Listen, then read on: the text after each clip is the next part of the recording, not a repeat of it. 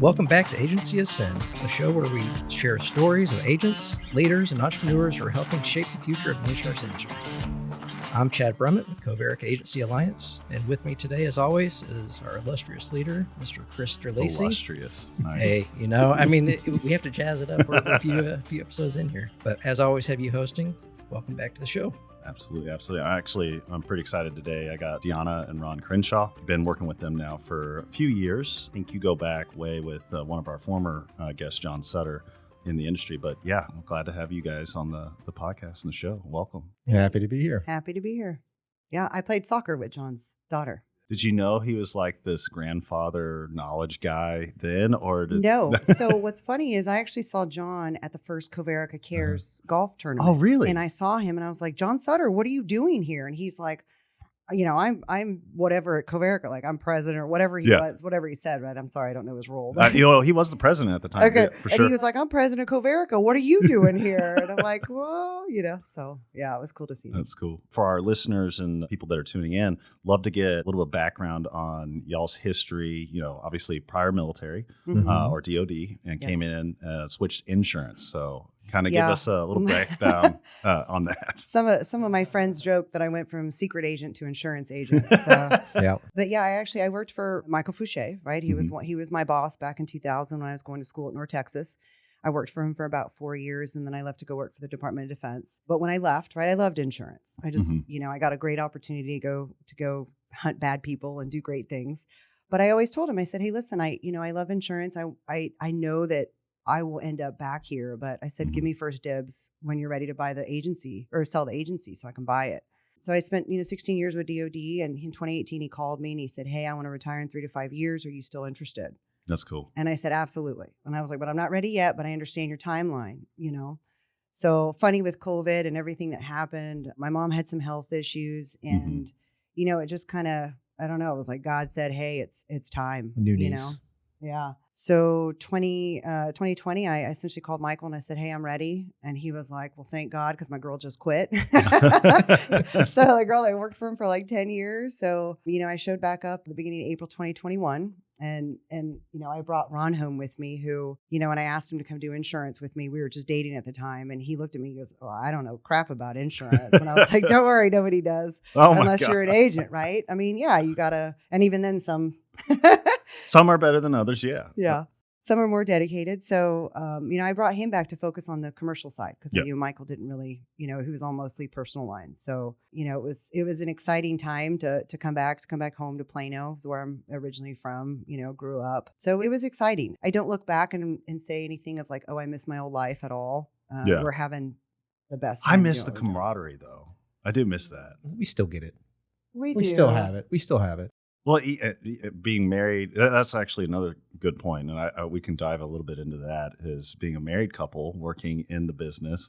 I'm sure that's always wonderful and amazing and doesn't make for stressful environments at all. Impressively, it hasn't. Like there's been a couple times that we get into arguments, but it's over nonsense. And it's not even about work. Yeah. It's usually my own frustration of learning different carriers and different requirements. And I'm getting frustrated. And then she asked me a question and I don't know. And coming from an environment where I was the subject matter expert. Yeah. And then not knowing and being questioned. Oh, man, the heat rises in my neck and I just get frustrated. And now I'm under the gun. The boss is talking to me. Right? So, I mean, Wait, is this my wife or is this my boss? Which one yes. is? Yes. If any good man knows, his wife is the boss because you're there to protect her and keep her doing great Big things. fat Greek wedding. It's like the man may be the head, but the woman, she's the neck, and she can turn the head any way she wants. 100%. I've seen that everywhere I've gone. Yeah. I was going to say now a little bit about me. Yeah. My whole life has revolved around the military in some way or fashion, right? All my brothers joined the military, all that. So I knew I was going. We were all Eagle Scouts, and we just knew we were going that direction. No clue what we were going to do after that. Didn't even think we were going to make it after the military, to be honest with you. I came in, we did 7 years as a paratrooper in the infantry, and then things were just going different ways in my life. So I decided I'm going to try out for Special Forces and see if I can become a Green Beret. Yeah. So then I ended up, once I got through the training course and selection and the Q course, I did about 20 years in Special Forces, 10 of those years as a warrant officer, and then retired out as a Chief Warrant Officer 3. Spent multiple combat rotations. I never thought I was going to get anywhere after all that. So when I started coming towards my retirement, I had no clue what I was going to do. Yeah. You know, I have all these leadership skills, but I didn't understand how they would translate over to Civilian. The life. civilian life. Right. You know, the only people I've ever known were military. Right. I had one civilian friend my entire career. So it was just odd for me. Isn't that crazy? Well, It's honestly, I think It's it's a amazing. standard story we hear. Yeah. I'm also prior military. I didn't do 20 years, but the transition out sucks. it was rough. If you don't have a family nucleus, if you don't have a community, it's grueling. Patience. Yeah. You need Well, patience. I mean, it was to the point of being so nervous about getting a civilian job and working with the normal public because I just, it was just difficult, confusing for me, right? I didn't want to walk on eggshells everywhere I went because You may not be we politically we correct. may not be politically correct because we're pointed and we want to make sure people are safe or doing the right thing. So Well, even whatever in it the has to do military, to maintain that. you're going to be honest with your brother. We and have you to. It's talk life or about- death. You're just going to be blunt, but you love him. Oh, absolutely. It doesn't matter. It doesn't matter what the situation. That's the guy I'm going to go to combat with. That's Mhm. the guy I'm going to be in the foxhole with. So we can have crazy exchanges that most of the public eye would frown upon. Oh, absolutely. But that's Talk my to- brother. Don't talk to him. Yep. Yeah, and there's you know. nothing off the table when you talk to a military person. Yeah. Or They'll- Deanna. They'll give Or you their Deanna. honest opinion, no matter how bad it hurts your feelings. They're going to tell you. But I think that would actually set y'all up better as insurance agents, right? Because you're coming at it from a partnership. You're not afraid to jump in there and have those difficult conversations because you're looking out for your client's best interest. Absolutely. I think that's the biggest thing, though, is our communication. When he got out in 2019 and went to the contract world in Virginia, where we Yeah. met supporting the same unit. Is that how y'all met? By the Mhm. way? Okay. Yeah, we started as coworkers, but we didn't really work together. We were just at the same unit. Right. Didn't even really talk. Barely spoke. When COVID hit, it was like a week into it, and I was kind of the program manager's right hand gal, and he was like, "Hey, reach out to all the FTEs and see how they're doing." It was just a week into COVID, so when I texted him to say, "Hey, how are you doing? Are you doing okay?" and we just started chatting, and next thing you know, it was like 3 hours later, and he's like, "Hey, I got to go a tea time tomorrow," and I'm like, "Sweet, let's go." Because during COVID in Virginia, there's 2 golf courses that stayed open where everything else shut down. And so, they had people coming down from Pennsylvania, from Boston, from everywhere Blast. to play golf. It was crazy. So that was our essentially first date, non-date that we say. Off topic question. Who said I love you first? I'm just I curious. said I love Cheated. you first. Honor scared the crap out of me. Well, so here's the funny thing, though, because I did say I love you first. It was kind of like he did something that made me laugh. And I kind of was like under my breath, kind of like, "God, I love you." And he was like, and then I went, "Oh God, I just said that," and he was like, "Oh, you just said that." But pretty quick, we knew he was the one that was obsessed. I was definitely 100%. You fell hard. Anybody that's a guy out there understands how hard it is to meet a Good good woman. woman. Yeah. And to find a woman that's extremely honest and actually tells you exactly what she likes and dislikes right out the gate is an impressive quality in someone. Yeah. Anybody you meet, that's what you want. You want to know the truth when you talk to somebody. If you don't like something, tell me, because I'm not going to take you there and then have you not enjoy it and Right. then ruin the whole day for both of us because you just wanted to do it because you wanted me to enjoy myself. Right. Right. No, that's not the way I like to do things. I want somebody to go with me to enjoy life Right. in everything we do. If that's not the whole goal, then I don't want to be part Well, of and it. if they don't like it, then it's great. Let's change it. Yeah. Mhm. Or the willingness not even to try. Right. And this woman here will try anything. It's impressive. Yeah, Wow. we've done a lot of great things together, and it's been a lot of fun so Yeah. far. So We have. So change pages. Elite Security Insurance. Mhm. Mhm. The name. How did you come up with that? I think I know, but for the benefit of the audience, how did you all derive to that? So it's actually pretty funny. My brother actually came up with the name because he's the creative one in my family. He's done movies and worked in the movies and commercials and things like that, written scripts and stuff. So, in the beginning, we were leaning towards kind of doing a play off the old owner's name, and then it kind of changed course on that one. And we essentially just gave him a lot of ideas and thoughts of like what we wanted to portray. And of course, a homage to our backgrounds. Again, for especially Ron coming into insurance but not having any experience, his big struggle was understanding how his prior life translates Right. into insurance. So when my brother came up with Elite Security Insurance, we kind of liked the sound of it. We got a little feedback from people that we kind of pinged about it. And they're like, "Well, are you just targeting military? Are you just targeting security companies? Are you just..." We're like, "No," and we get your thoughts, but we don't care. We're going to go with it. yeah, we And liked we- it. and It's we us. liked it. And we liked it. It is us. And we throw around ESI all the time, and people are like, "Ooh, what's ESI?" And we're like, "Elite Security Insurance. It's our agency," And they're like, "Oh," but yeah, it was mainly just a homage to our backgrounds and really like how how we want to run our agency and how we want to take care of our clients, right? Well, and credit to y'all and benefit to our agents. I remember you coming on board during COVID, and I remember you called me up and goes like, "Why is this so easy?" And I was like, "It's because you're doing the right things." But literally, you'd have clients call because there was none of the agents were returning their calls. Customers weren't being serviced. And so you were able to gobble up a lot of the marketplace just by simply answering the phone and walking through and being honest with them and really providing that elite level of service and making them feel secure. Yeah. That's kind of my interpretation. And I think it plays very well for y'all. So I got to tell you, Chris, though, like from moment one, when we showed up, I knew what we were walking into to a certain extent, but I didn't know the level of what was going on at the agency in and out of it, right? Like I didn't know we had such a hard market in Texas. Like I knew there was, like I heard rumblings and little things, and I still stayed up with Insurance Journal and things like that to kind of keep up with it. But yeah, I had no idea that we were walking into a hard market. I was still going on like 2008 or whatever when the 1% wind and hail became a thing. I remember $500 roof, wind and hail deductibles. Yeah. Like I remember Texas Select. You know what I mean? So getting into it, Comerica was instrumental for us, right? Absolutely. From moment one, when it was like, oh, we have the Comerica deal. I immediately reached out to you guys. You knew I was, we were buying the agency. It's amazing what the partnership for us with Comerica has done and has helped us and everything, right? Going into I'll send you a check after this. Right. That way. Sweet. You can make it out to me. And like the SIA BIA course, Yeah. right? We did Oh, it was that. fantastic. We did that about 3 months after we got back. And I will say, I've said it since day one. I think every insurance agent should go through that, especially new agents. Yeah. We thought it was going to be a little like about commercial insurance, and there was a little bit, right? But let's be honest, it was about running your agency and what kind of agent do you want to be? And that was instrumental for us because we nailed down our mission statement. We talked about the things that with the current owner, like maybe things that we didn't align. Right. And how we wanted to be different. And it was focusing on transparency and genuine communication. That was our, like, no matter what, we're going to have the hard conversations. We're going to be honest.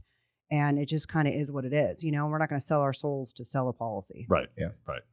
How long were y'all actually in the agency before y'all acquired it? So when we showed up in mid 2021, we bought half in by the end of the year. And then we finally retired Michael in January 2024. So 2025 is our first year as ESI completely. Now, the learning curve was amazing. I mean, you got to think about it. We came into an agency that was Established. It was established. Because we're going on 20. It had a 20 solid years. foundation, but it was like any foundation in Texas. It's going to get cracks, and it's going to, if you don't take care of it and It's built maintain on it, clay. it's Right. if you don't water your foundation. yeah, it's not going to be as profitable as it should be, right? Yeah. So we walked in on we hate to say like a dying agency, but that's what it felt like when we walked in. And my background with, well, one, not really knowing insurance Right. at the time. Like I literally I studied for a month, took the test. Like the day I landed in Plano, You had your orders. And I your had mission. I You were did ready to go. 100%. I had it all lined out. I knew exactly what I was going to do. I studied for a month on an online course, flew into Texas. I tried to push the test because my plane got shifted and delayed. And I ended up coming in. As soon as I got into Plano, I had 30 minutes to get to my test. So I just went right in and took the test, passed, which was awesome because Got an 87. I passed, right? And then really, I took on the role as all the administrative functions in the agency. Yeah. Because we had to find out exactly what the agency still had. Yeah. Right? Because the old owner wasn't real big on keeping good records.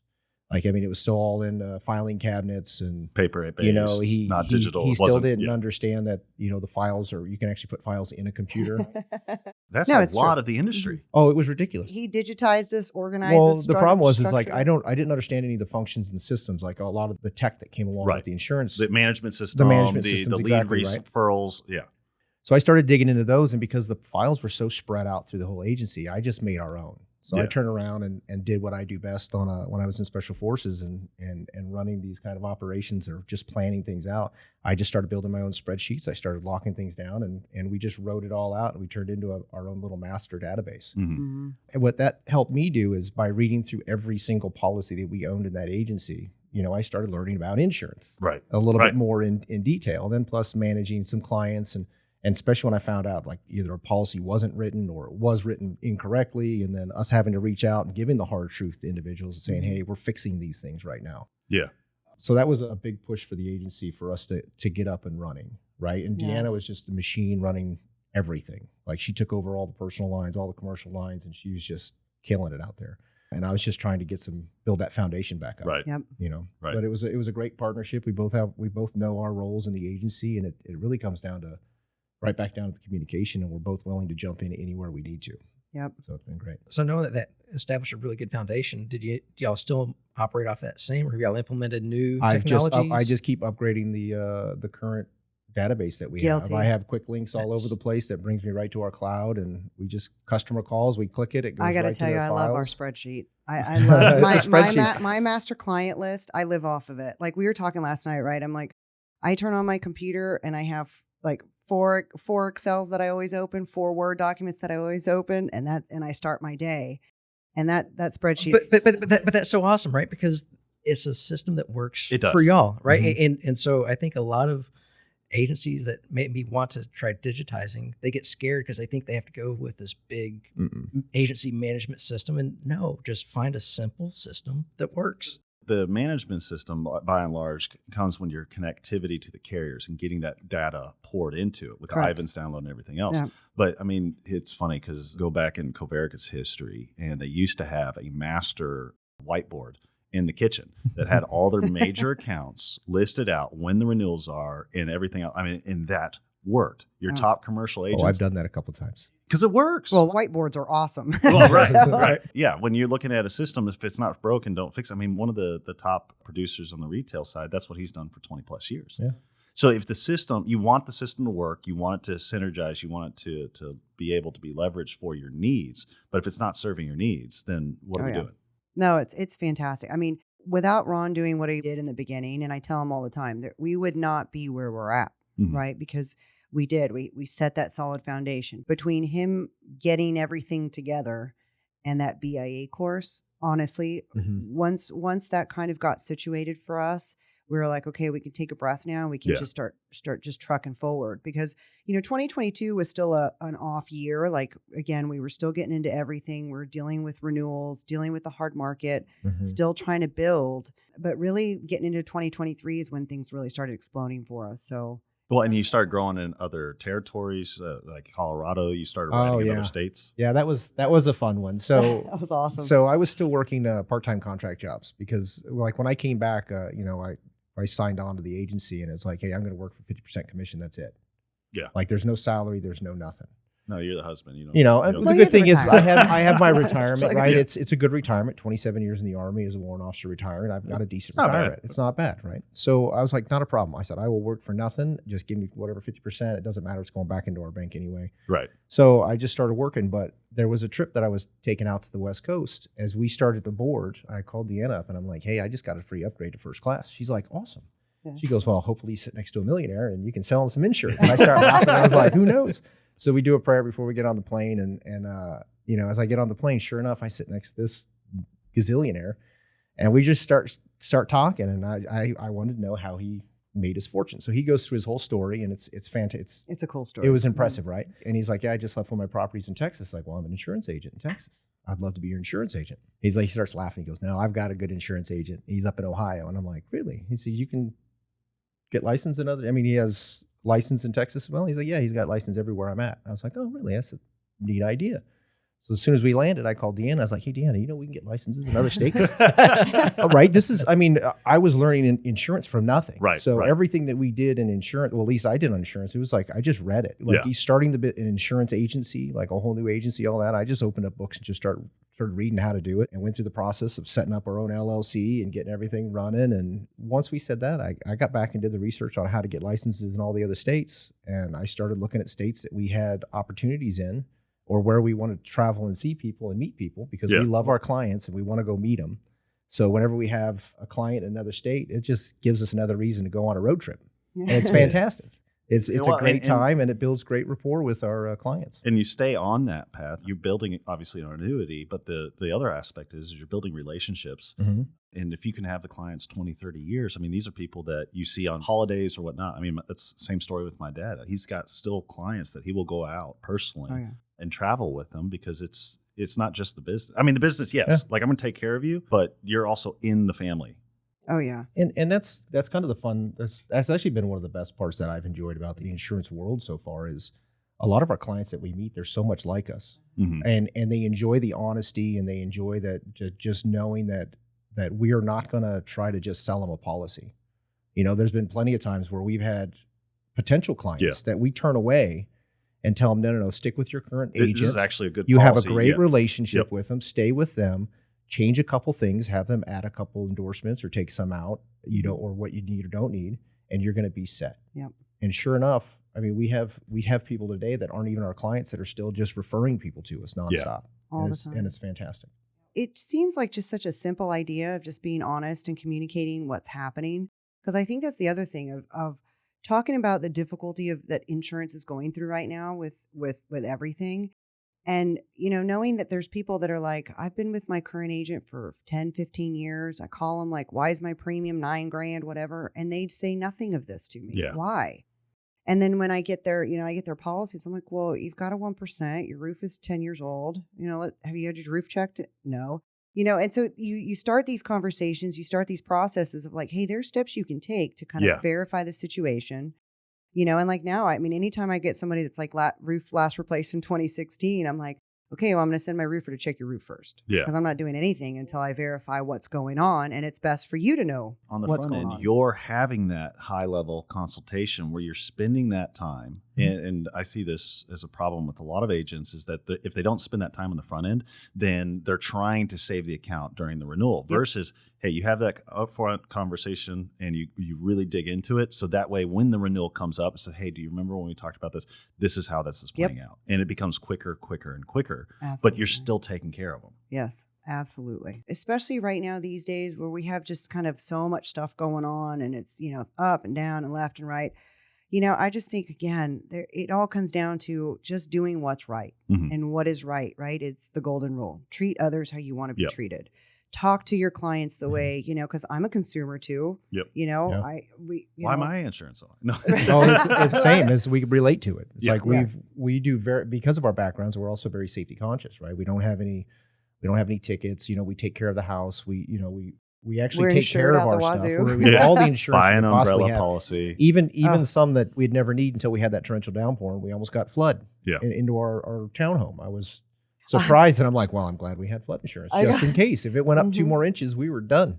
It was coming in through the back door, and we got a French drain and behind our house and whatever. And last year I got flood insurance, and he was like, "Do you think we need it?" I'm like, "Probably not, but you know what? We're insurance agents. I think it's a smart thing to do." Yeah. He's like, "French drain." I'm like, "Yeah, but things don't work sometimes." And then literally that last rain we had, where it was like we got I don't know how many inches in a minute. And he was like, "Look at that."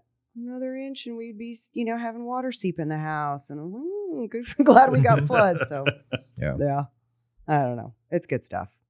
Now that you guys are 4 years plus in, right? Mm-hmm. Looking back, what do you wish you would have known about buying an agency? Because that's like a huge step. Most people don't start their insurance careers by just going, hey, let's buy an agency, right? True. I would say the biggest lesson I learned is whether you're friends or not, whether you're family or not, business is business. And I think that if we were to buy another agency, it would be a lot more structured. I would have consulted my lawyer prior to. I would have come to Comerica and said, hey, Chris, I'm looking at buying this agency. What do I need to do? What do I need to know? What do I need to be concerned about? It's hard because when you're first doing it, your emotions really jump into it. And it's like, emotionally you're tied to it, and it's like I have to look at this completely separate because it's a legal entity. But at the same time, it's your emotion that gives you that passion that allows you to pursue and push forward. And so you really need both, but you need to be able, I almost would say, compartmentalize them in a way. Yeah, there's some things in the military too, is like analysis through paralysis through analysis, right? And like sometimes too much information would have probably kept us from buying it. Yeah. Right. Just if we would have known a little bit more about where the agency was at and then how things could go. Would you do it again? I would say with what we're doing right now, I'd do it 100% again. 100%. No doubt about it. She's the best partner I've ever had in my life. Yep. We work so well together. You have to say that, by the way. No, I don't. I would normally say that. And there's been times where I probably said that in my past when I probably shouldn't have, right? Because that's the right thing to do.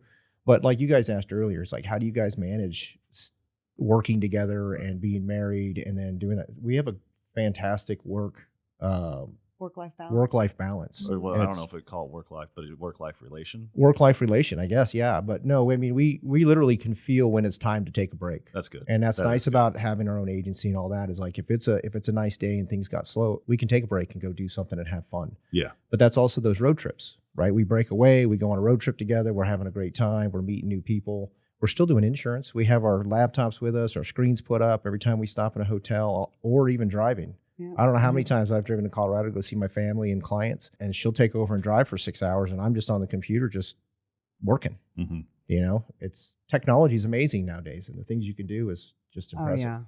Oh yeah. And that's kind of our I would say our 5-meter target or 10-meter target is wanting to be able to do a lot more traveling around the country to see our clients. Yeah. Right. I mean, we had last June, we went to Washington State. We saw some of our clients out there, went and jumped off a bridge and bungee jumped, with his buddy.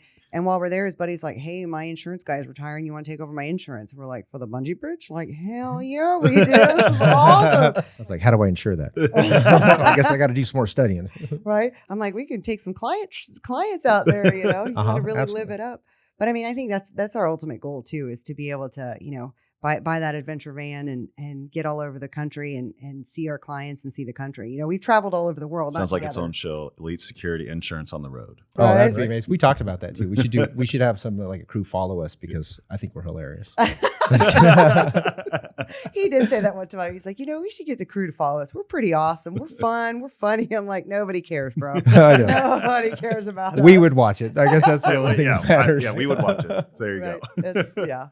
Nobody cares that much, but no, we have fun. He amazes me every day, right? Because even when we started dating and stuff, I was like, he's going to get sick of me at some point. And it amazes me that every morning I wake up and he's loves me. And I mean, I can think he's asleep and I will get up to go to the bathroom, go pee or whatever. And he'll go, look at that, make one. And I'm like, aren't you sleeping? But he never misses a beat with making me feel good about myself or showing love and affection and attention. And when we're working together, like, I mean, he'll sit there and be talking to himself. And I'm like, what? And he's like, nothing, talking to myself. I'm like, okay. And then I'll start talking to myself. He's like, what? Like, nothing. And then when he actually asks me something and I'm like, are you talking to me? Or I don't know, so we have too much fun. We have too much fun. We really like the work and life balance. I think, we love golf, obviously. Who doesn't? But we'll do that. Like, oh, it's a pretty day today in the middle of the fall or whatever. And it's like we're packing up. We're going to play golf. Sorry. I mean, there was one time we went to play golf and he was waiting for the request to bind from somebody on this big commercial deal, and he took his laptop to the golf course. Yeah. And as soon as the call came in, he just in the cart whips it out, handles business, and was like, oh, look at that. We're on like hole 8. Let's keep going. So. I don't know. I think it's important. I love being in the office because we have a great new office space now. Yeah. We love being in the office, great people, but being able to work from anywhere is incredibly nice too. That's awesome. Now, I do have a non-military question. Uh-oh. Because I love the way you framed it, 5-meter, 10-meter target. Mm-hmm. Uh-huh. So looking down range, translate that to the non-military people in terms of time. Right, because most businesses look at it as a time goal, right? Yeah, so I would say the the 10-meter target for us is within 5 years. Okay. Of having our adventure van. We said it last night, 2030. I keep telling her it's 3 years now. All right, we're down to 3. Maybe we'll see. So what's it going to take to get there? Infrastructure, new locations. Do you got to remodel a Winnebago? Like, what are we talking about here? I mean, classic, modern. What are we doing? Well, we're starting to look. We're starting to get the ideas. His mom. Him growing up, they went on all over the place, and they had an Airstream and an RV and all this stuff. So she's also guiding us on like, hey, don't go here. Don't do the Mercedes Sprinter van unless blah blah blah or whatnot. And we keep saying if we end up with a diesel one that we're going to go take a class so we can be able to work on diesel mechanics. They're great. I'm all about learning. I mean, one thing I learned in special operations was, if I'm going to go somewhere, I have to know how to repair it, fix it, and be able to survive. Because there's been many times where just going into Iraq alone, we just kind of pushed us out there and said, okay, go. Yeah, I got a jerry rig this to get home. You look at the guys that went into Afghanistan, they went in with 3 days of food. Yeah. that was it. And they said, good luck after that. You have to figure it out for yourself. So when it comes to like repairing and fixing things, I love to tinker on everything. So I used to work on engines all the time as a kid. I'm definitely not a mechanic, but I can make something run with with 100-mile-an-hour tape and 550 cord. Right? I mean, it's amazing. This things can fix anything. Is that tape duct tape? Duct tape. Duct tape. Yes. Thank you. Our B4 tape in the military. I mean, that was it's self-adhesive. You were Air Force. Oh, okay. We had the nice stuff. Sorry. Yeah, no, Air Force has the nice stuff. You Yeah. They guys have did. the best Oh, gyms, the always best chow gyms. halls, whatever, dude. Well, awesome. Well, hey, so we're coming up on time, but the way we like to close out our shows is we always ask our guests, what's something that stuck out to you that you've either read, listened to, seen recently, book, quote, something like that. So, Well, so for me, I've got a few. What I think for me, what the biggest, I mean, it's a verse out of the Bible that kind of keeps me going on a daily basis is 2 Timothy 1:7, that God did not give us a sense of fear or weakness, but a spirit of power, love, and understanding. And there's different versions, obviously, through that, but for me, that's the most important. And it leans for me of never giving up. My definition of failure is just when you give up, when you Yep. quit. We have setbacks, personally and professionally, but that idea of I was made in God's image, and I have a powerful spirit, and I have a powerful energy that I can use for good. That to me is my biggest driving force every day. Wow, Yeah. I don't think I can even come close to I'm that. one. glad You you gotta follow that follow one. that. Sorry. Good luck. Well, unfortunately, it's not gonna be that great. But my first Special Forces ODA that I was on, our motto on there is, in chaos there's profit, in extreme chaos there's extreme profit. Right? It was literally a chaos symbol. It came back from one of the ODAs that was in Vietnam. Been through hell. But one of the things I learned from that is, like, the more chaotic things get, as long as you can keep your head centered Mhm. and you can be true on your path, the outcome is just beyond what you can imagine. Right. You keep your faith, you keep your ideas, you just keep Principles. being, Mhm. being the good soldier or the strong fighter, and follow God's word, and you're going to go the right direction. And the more chaotic it gets, as long as you can maintain that path, you don't have those distractions out there, you're going to do amazing in life. And I've found that's probably one of the best things that's kind of shaped me and who I am and what we're doing now. I love him. My goodness. And now, Chris, you Yeah. get to follow two amazing. Yeah. Well, I'm gonna cheat as well. I'm gonna use. I didn't cheat on mine. But. No, I'm going to use the one that actually Chad recommended. I think our last time we were here, because I've been reading it, is Inner Excellence by Jim Murphy. Oh. Highly, highly recommend the book. I kind of pushed it off because it's one of those reads everybody's like reading right now. And I'm just usually not the biggest fan of that. But halfway in now. Was that the book that the football player Yes. was Yep. reading? That's Yes. why. Okay. It is excellent. It is excellent. But they were losing so bad. He's like, screw it, I'll read a book. Yeah. Actually, read the book. Is it good? It Yeah, is okay. phenomenal. Okay. I mean, we talk a lot. It talks a lot about unoffendable. Whenever crazy stuff is happening around you, staying, just like what you were talking about, Ron, staying focused, pushing forward, not being easily riled up, and really serving others in everything that you do, and making that your focus point. And it's growing on me a lot. So Interesting. Awesome. Mine is actually a very non-polished leadership book that was recommended to me called Beyond the Hammer.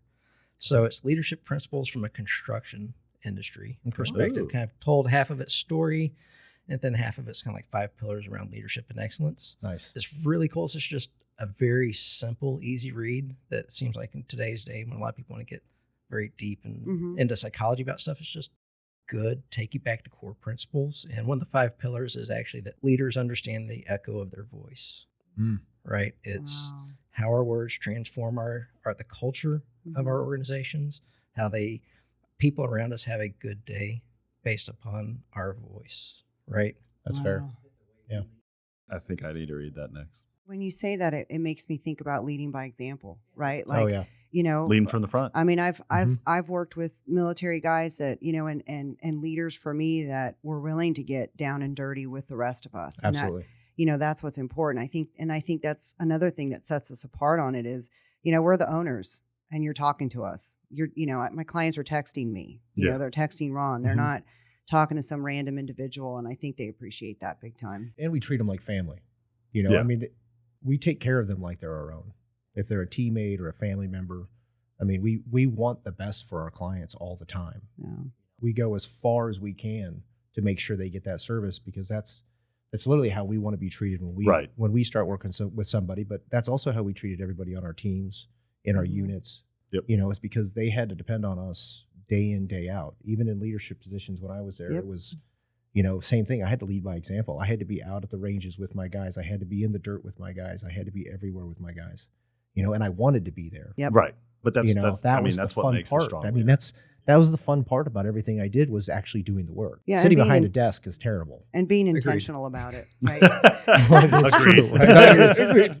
Right, but being intentional about it, right? Yeah. And following through with that, just the right thing. Yeah. Yeah. Lead by example. Absolutely. Well, Anna, Ron, thank y'all so much for joining us. Appreciate it. Chris, Thank you guys. for an amazing job as always. And for all of us, thanks again for tuning in to Agency Ascend. Don't forget to subscribe and share this link to everyone so we can get this amazing word out. And until we see you next time, onward and upward. Awesome. Thanks, guys. Thank you.